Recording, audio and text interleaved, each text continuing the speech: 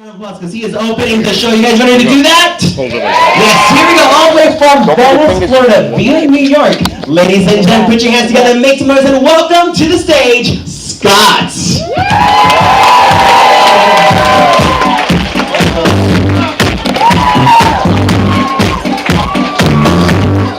All right, Scott, here we go. Woo! Let's hear it again for Scott, ladies and gentlemen. Hey everybody, how you doing? I'm a little nervous being up here, you know. I want you guys to know that this is just jokes, okay? I don't want to offend anybody or anything. Okay? It's alright. You know, I kind of got some dirty jokes that we... And I'm very excited because I just signed a contract with HBO. Thank you, thank you. The Monday after we get home, they're coming to install it in my house. Oh, I understand. But, you know, since we got on this ship, and we've been coming to Comedy Club, Donnell, his voice has been bugging me. It's been reminding me of somebody. Oh. And I'm laying in bed with my wife the other night, and we're talking about Donnell. Which is kind of weird. Not that way, okay? We were talking about Donnell. And I said, you know something? My daughter watched Sesame Street growing up, and when I was in another room listening, Donnell sounds like Big Bird. You know, if you close your eyes and listen to him talk, he sounds like Big Bird. And we were talking, and I fell asleep, and I had this nightmare.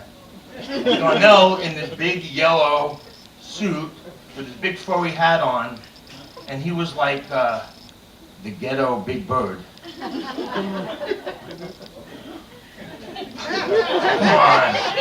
All right, go on, move on to the next one. And Mike, the cruise director. This one. I wrote this stuff today for the show. Mike, the cruise director. I don't know if you guys know that I won the mixology contest. Did anybody see that? Yeah! The Conquistador. That was my drink. Okay, and Mike had this thing with wanting grandmas to be the judges. You know, and he wanted hugs from all of his grandmas, you know? And I was like, what the fuck is up with that? You know what a 90-year-old grandma's vagina smells like? Depends.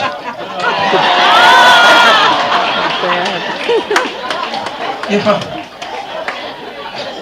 I got a friend. He's got this job. You know, a lot of jobs are going to the wayside, you know, like a typewriter. Nobody knows what a typewriter is anymore. Everything's on your computer, you know, the keyboards and stuff. And he's a telegraph operator. And there's not much work for a telegraph operator, so he's kind of losing his job. And I feel really bad that I'm on a cruise and he's losing his job. But I said to him, I said, hey, listen, you know what? Why don't you get a roommate to try to help out your finances and stuff? So he got this lesbian to rent a room in his house. And he started drinking very heavily. And you know what you get when you cross a drunken telegraph operator and a lesbian? Oh boy. Well, one's a lick clicker. Yeah. I love that joke. It's a good one. You know, and I met a lot of people on this ship, this cruise. And we were sitting down in this comedy club, and there were these two girls that just got married. You know, from Massachusetts, I think it was. It's one of the states that lets, you know, people get married, you know, the same-sex marriages. And that's like really, really, really super cool. I think same-sex marriages, biracial couples, all that is like just so dynamite that the world is so diversified, you know? Thank you. And I have this friend that I work with, and he's a brother. And I have a friend that's black, and he, just one. And it's funny because I can't see anybody, which is really cool for me. But I can't see people giving me the finger and shit. I go to work, I'm a happy guy. I go to work every morning and I'm whistling and stuff. And he said, hey man, why you come to work so happy every morning? I said, well, every morning before I come to work, I make love to my wife. He said, you make love to your wife every morning? How you do that shit? I said, well, I read her poetry. He said, poetry? What's his poetry shit? So I said, well, this morning, for example, I said, blondie hair, eyes are blue. Spread your legs wide and let me make love to you. He said, that shit works. I said, yeah. So I said, try it. So the next morning, he comes, I go to work and he's got his back to me, you know. And I said, hey, how'd it go? He turns around, he's got this big fat lip, he's got a black eye. I said, what happened? He said, that poetry shit don't work. I said, what do you mean? He goes, I read some poetry to my wife and look what she did to me. I said, well, what'd you read to her? He said, I said, nappy hair, eyes like a frog, roll your ass over, let me fuck you like a dog.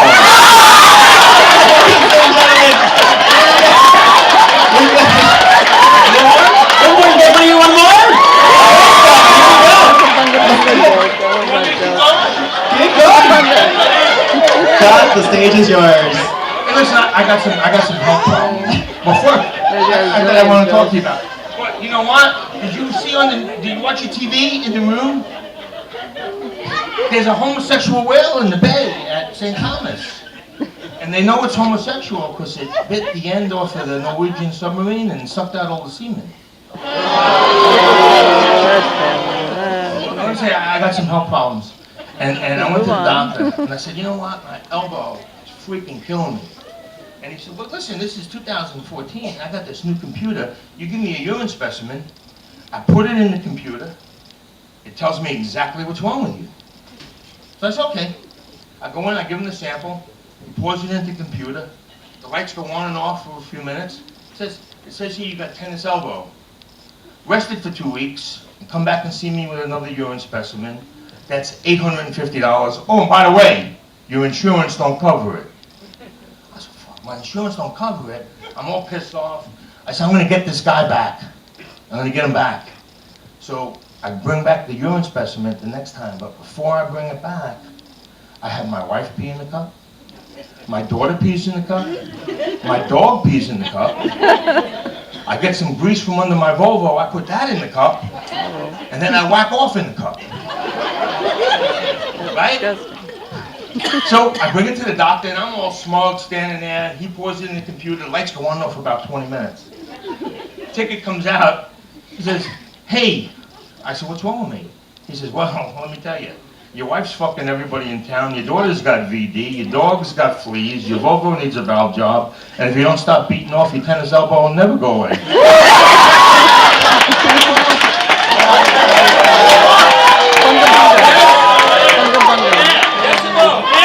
Yeah, tell that All right, Scott.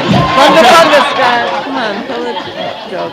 So, I took a cruise because, you know, I needed some stress relief, and I took a cruise to Borneo, and I went on one of these non-carnival excursions. You know, I went off on my own, and I went into the jungle with these 3 other guys on this tour, and we got captured by cannibals, and the cannibals brought us to their chief, right?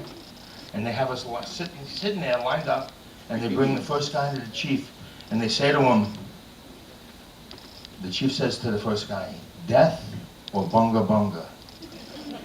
And the guy says, anything's better than death, give me the bunga bunga. They bend him over, and the whole tribe gets him up the ass. So me and the other guy look at each other, we're going, holy shit! Right?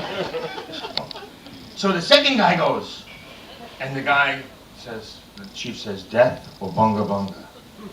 The guy says, I don't want to die. Give me the bunga bunga. Bend them over, boom, 50 of these guys, bang. I'm saying, holy shit, I'd rather die than get that, right? So they bring me up to the chief, and the chief says to me, death or bunga bunga? I said, I'm choosing death. The chief stands up, looks at the tribe, and says, death by bunga bunga. Ladies and gentlemen, let's hear it one more time for Scott. What a great way to start Bongo, bongo, sangria.